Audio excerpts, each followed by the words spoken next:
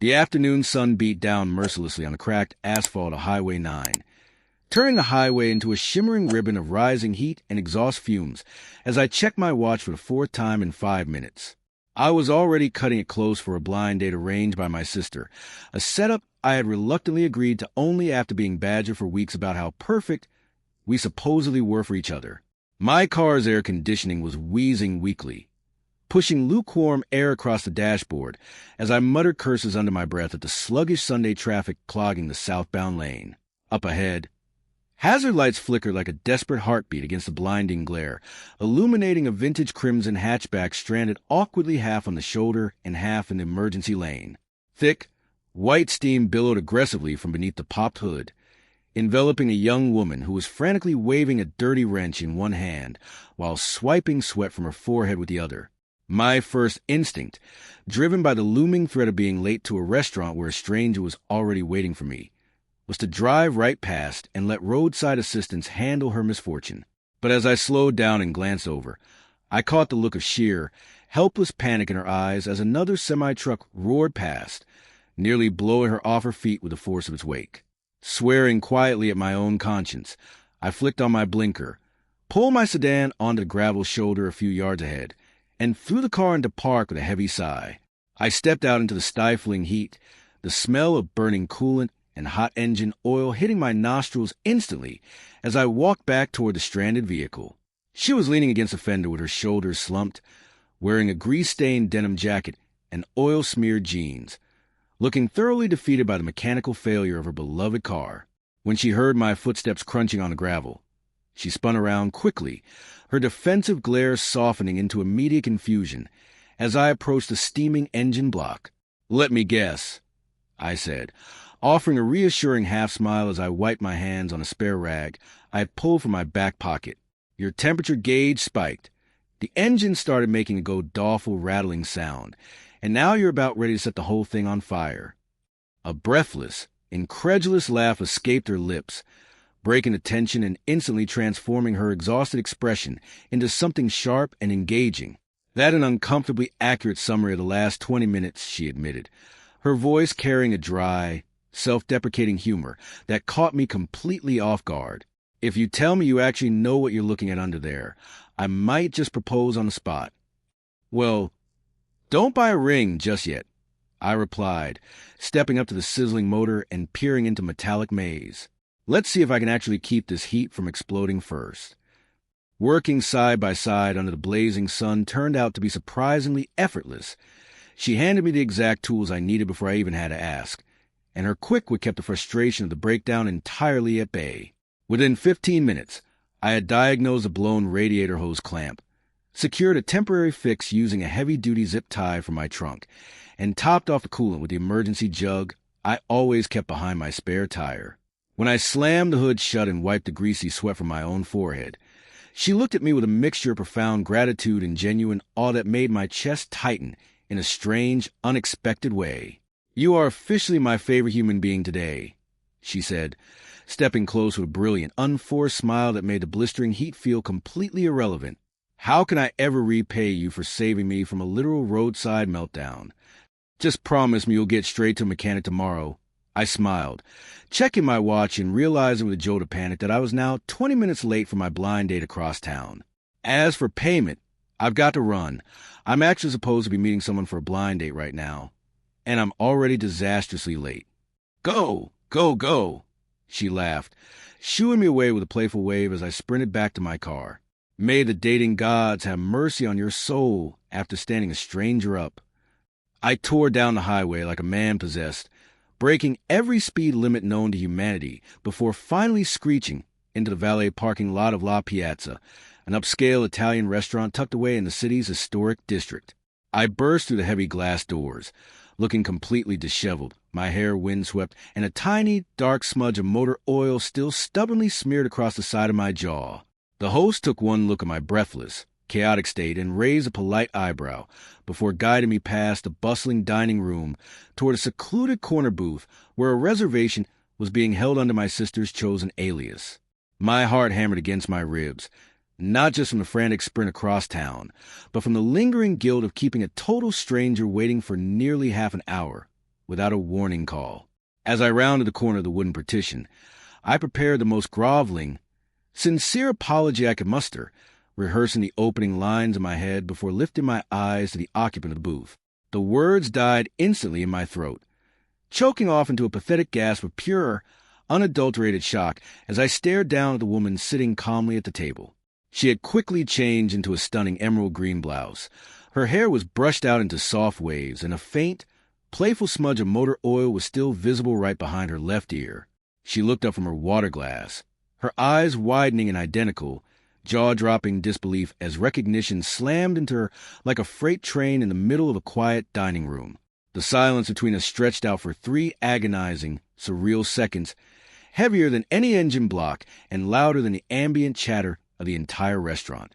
She stared at the smudge of grease on my jaw, then down at my rumpled shirt, before a slow, breathtaking smile began to spread across her face, curving into a triumphant, knowing grin. "You've got to be kidding me," she whispered, throwing her head back and letting out a rich, echoing laugh that drew the curious glances of 3 separate tables nearby. I collapsed heavily into the leather chair across from her, running a hand over my face as the sheer absurdity of the universe washed over me in a tidal wave of hysterical laughter. "Wait," I managed to wheeze out, pointing a trembling finger across the table as my brain desperately tried to recalibrate reality. You're the stranded car? My sister set me up with the girl stranded on Highway 9. And you," she retorted, leaning forward across the table with her eyes sparkling with absolute delight, "are the grease-stained mechanic who rescued me in the middle of nowhere and then abandoned me to rush to our own date." In my defense, I protested playfully, raising my hands in mock surrender while a warm flush crept up my neck. "I didn't know you were the prize at the end of the marathon. If I had known, I would have brought a picnic blanket and stayed on that highway shoulder."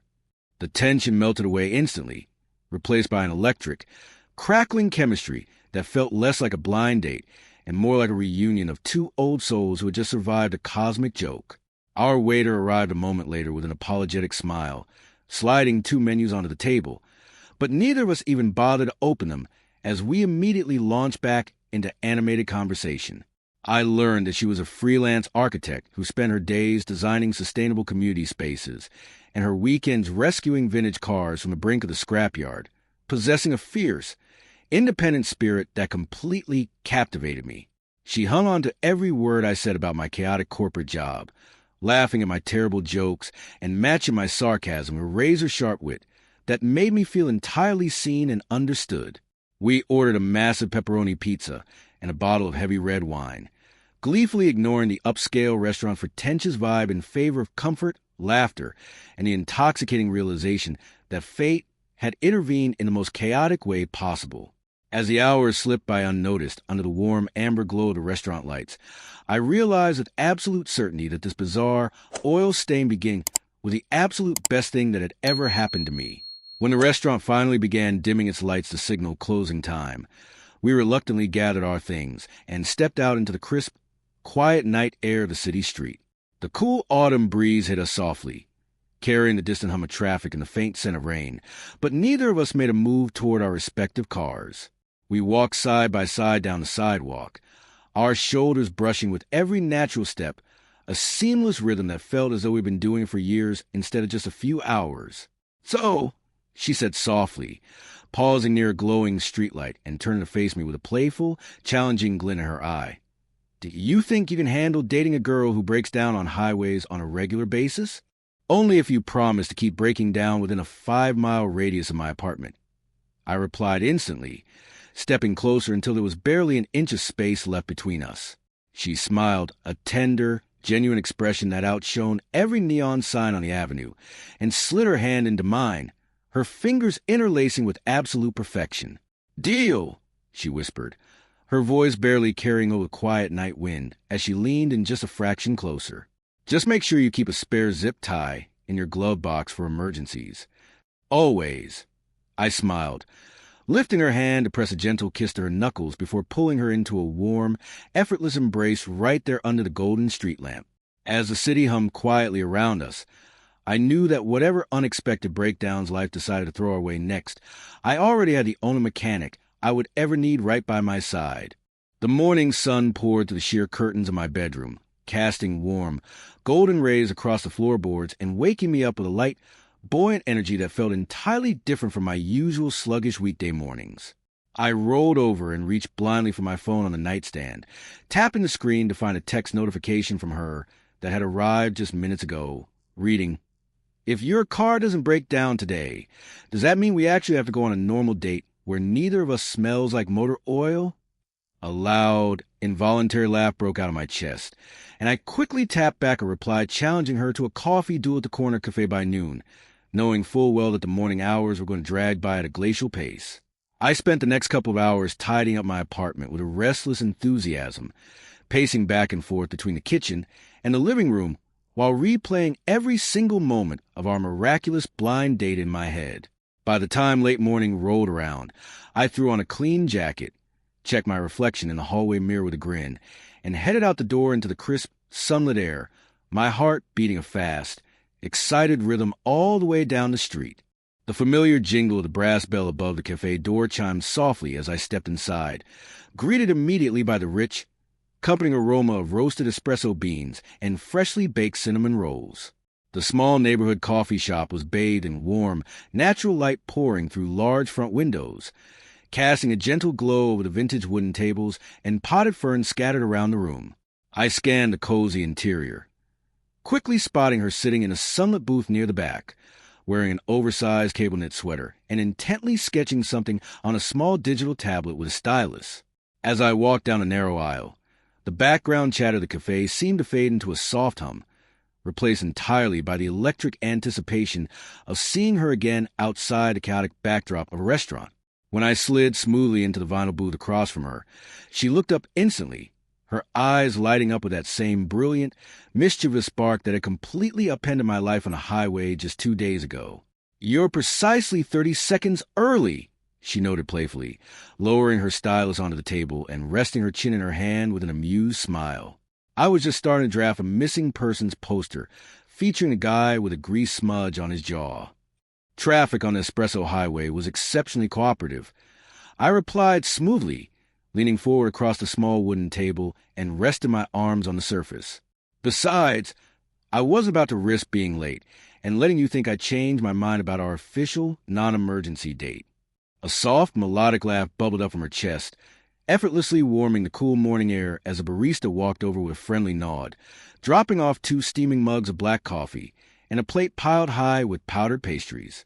We picked up our conversation with a natural, effortless flow that felt as though we had known each other for years, trading stories about our most embarrassing childhood mishaps, our dream travel destinations, and the quiet, ordinary joys we both secretly cherished. I watched the way her hands moved as she described a new architectural concept she was drafting, completely captivated by the passionate fire in her voice and the sheer brilliance of her mind. Every barrier we might have felt as strangers had been completely burned away on that dusty highway shoulder, leaving behind a raw, genuine connection that felt stronger with every passing minute. "You know," she said softly after a brief, comfortable silence settled between us, her gaze locking onto mine with steady, searching intensity, "every blind date I've ever been on before you felt like a tedious interview where we both pretended to be people we weren't. But with you, it literally started with a broken car and total chaos, and somehow it's the most honest thing I've ever experienced."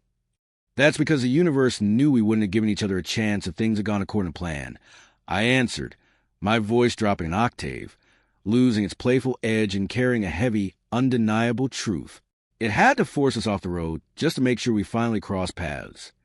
She reached across the table, her fingers sliding over the warm surface to intertwine with mine, her grip firm and grounding, anchoring us completely in our own little universe while the bustling cafe continued around us. We didn't need grand gestures or dramatic twists anymore. We had a corner booth, hot coffee, and the breathtaking realization that a broken radiator hose had handed us the missing piece of our lives. As we shared a pastry and laughed over who put too much sugar in their mug, I knew with absolute, unshakable certainty that whatever unexpected turns our road trip took next, I was right where I was meant to be. The afternoon sun stretched long, amber shadows across the pavement as we finally stepped out of the cafe and began walking aimlessly down the tree-lined neighborhood streets. The crisp autumn air carried the scent of fallen leaves and distant wood smoke, wrapping around us like a familiar, comforting embrace as our shoulders brushed with every unhurried step. We didn't have a destination in mind, and neither of us cared. Every block we covered felt like an extension of that cozy corner booth, a continuation of a conversation that seemed entirely incapable of running out of words. She slipped her hand naturally into mine, her fingers locking tightly with mine, as if anchoring us both against the fleeting passage of time. "So," she murmured, glancing up at me with a playful, teasing glint in her eyes. "Since our first date involved a roadside repair and our second involved a coffee duel, what exactly is the official theme for date number 3? Well, I replied with a grin, stepping closer as we paused beneath the golden canopy of an overhead maple tree. I was thinking we could try something low-risk, like defusing a live bomb or wrestling a bear. Just to keep things boring." She let out a bright, ringing laugh that echoed down the quiet sidewalk, shaking her head as a soft, genuine smile warmed her entire face. "Only if I get to hand you the wire cutters," she countered smoothly, her gaze holding mine with an intensity that made the cool autumn air feel completely irrelevant.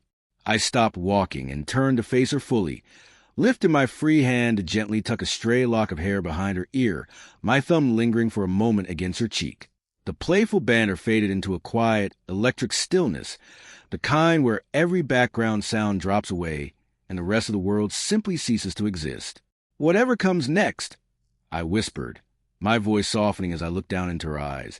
"As long as I'm sharing it with you, I don't care if the car breaks down every single mile."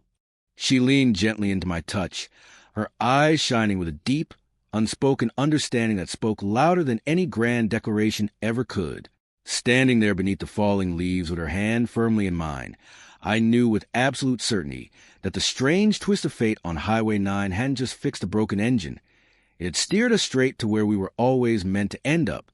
The amber glow of the streetlights flickered to life one by one as evening settled over the city, casting a warm, cinematic filter over the quiet park bench where we finally decided to sit. We had walked for miles, losing track of time as we talked about everything from our most ridiculous childhood memories to our quietest, most guarded dreams for the future. Sitting shoulder to shoulder on the wooden slats, the cool night breeze rustled the canopy above us, sending a shower of crisp autumn leaves dancing down onto the grass at our feet. She pulled her knees up into the oversized wool of her sweater, resting her head lightly against my shoulder with a sigh of absolute contentment. She murmured softly, her breath forming a tiny cloud of mist in the crisp air as she stared out at the shimmering reflections on the park's distant lake. "I used to think that the best stories were the ones where everything went according to plan, where the timing was perfect, the route was clear, and nothing ever went wrong. And now," I asked gently, wrapping my arm around her shoulders to pull her just a fraction closer, letting her absorb whatever residual warmth I had to offer. "Now," she replied, turning her head to look up at me with a slow, breathtaking smile, her eyes catching the amber street lamp glow, "I think the messy, unplanned detours are the only ones worth taking. If my car hadn't died on that miserable stretch of highway, I never would have met the idiot who changed my entire world." "Hey!" I protested with a mock-offended grin, though my heart was hammering a furious, happy rhythm against my ribs. "For the record, that certified idiot happens to be an expert mechanic and your official favorite person." "Debatable," she laughed, her melodic voice cutting right through the quiet night air before she closed the remaining distance and pressed her lips softly against mine. The world around us seemed to freeze, the distant hum of traffic and the rustle of the wind fading into absolute insignificance as everything narrowed down to the warmth of her hands sliding into mine and the undeniable truth of what we had found. When we finally pulled back, neither of us spoke. We didn't need to. We just sat there under the autumn stars, hand in hand, knowing that whatever unexpected breakdowns or sudden detours life decided to throw our way next, we were ready to navigate every single mile together.